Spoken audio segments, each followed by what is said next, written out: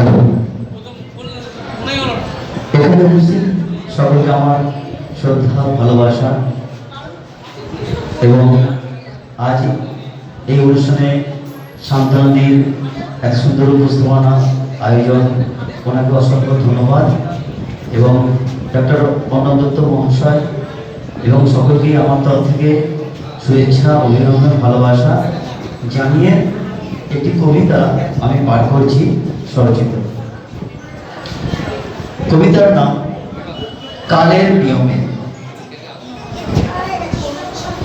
কালের নিয়মে ফুল ফোটে ঝরে যায়, প্রকৃতির বুকে সুগন্ধ রঙের জাদু খেলে যায়।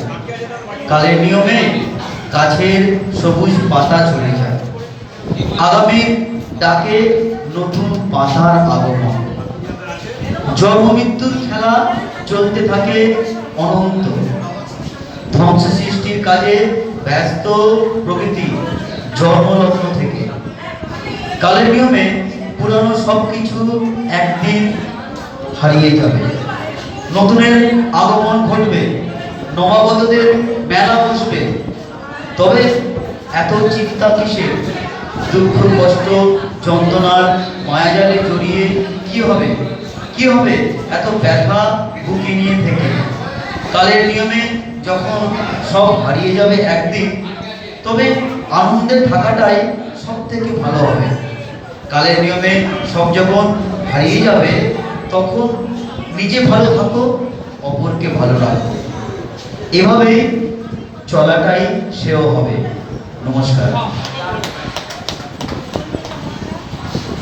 কবিকে সম্মাননা তুলে দিচ্ছেন শ্রদ্ধেয় সেজুতি গোস্বামী। ওনাকেও বলবো আমাদের দেওয়ার জন্য, সারা উনি এতক্ষণ সঞ্চালনা করছেন। আচ্ছা, আমি তো আছি।